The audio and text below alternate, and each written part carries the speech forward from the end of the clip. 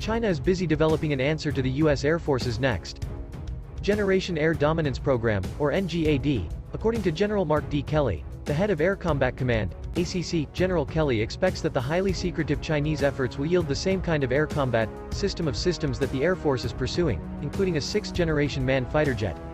As we have explored in the past, the NGAD program is much more than a sixth-gen manned fighter.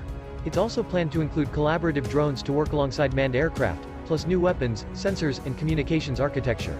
The U.S. Air Force wants NGAD to be fielded as real capability before 2030, and the Chinese are keeping pace, Kelly says. Kelly recently addressed the War Zone and other members of the media at the Air and Space Forces Association's Air, Space and Cyber Conference, providing his reflections on future Chinese air combat programs. One of the key takeaways from this is Kelly's belief that China looks at sixth-generation air power, including future manned fighter aircraft, greatly the way we see it, an exponential reduction in signature, exponential acceleration of processing power and sensing. Another key factor is the ability to iterate improvements aided by open mission systems. That iterative approach should allow China to reprogram at the speed of relevance, Kelly contends. Moreover, the ACC boss points to China's existing experience in the iterative development of interconnected families of fighter jets, chiefly its reworkings of the Soviet-designed flanker series.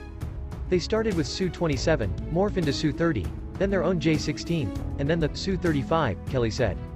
China became the first export customer for the basic Su-27 in 1992, and by the time it bought the multi-role Su-30 MKK from Russia in 2000, it had produced Su-27s under license, as the J-11 and J-11A, before it began developing the homegrown J-11B with multi-role capabilities, plus Chinese engines and avionics. This, in turn, led to the two-seat J-16 that's essentially a Chinese version of the advanced Su-30 MKK. In the meantime, the carrier-based Su-33 got the same treatment, emerging as the multi-role J-15. Today, the development of successively more advanced versions of the J-15 and J-16 continues, including expansion into the electronic warfare domain. Electronic warfare domain. Interestingly, Kelly seemed to suggest a possible reason for China's surprise purchase of a relatively small batch of 24 Su-35s, arguably Russia's most advanced current flanker version.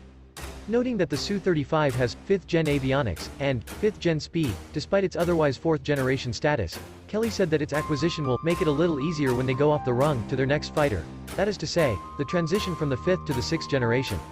Since Beijing bought the Su-35, there's been much speculation as to why it might have placed the order.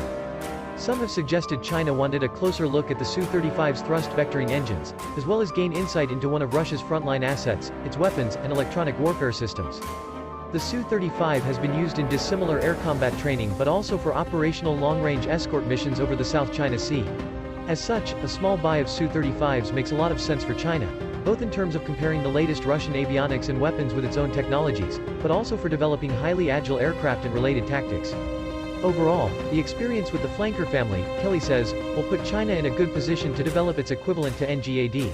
In fact, it could provide such a head start that the United States will have to race to keep ahead. Kelly said he wanted to see the U.S. Air Force get to 6th-gen air dominance at least a month prior to our competitors. While the meaning of that statement is not immediately clear, the War Zone has approached ACC for clarification. Nevertheless, these words would seem to reflect a degree of concern about China's fledgling 6th-generation capabilities that contrast with the recent downplaying of the threat posed by the Chinese 5th-generation J-20 stealth fighter, by General Kenneth Wilsbach, head of Pacific Air Forces. General Wilsbach told the War Zone and other members of the media that the J-20 is not anything to lose a lot of sleep over. When it comes to the potential successor to the J-20, however, General Kelly warned that China are not dummies. They know what they're doing.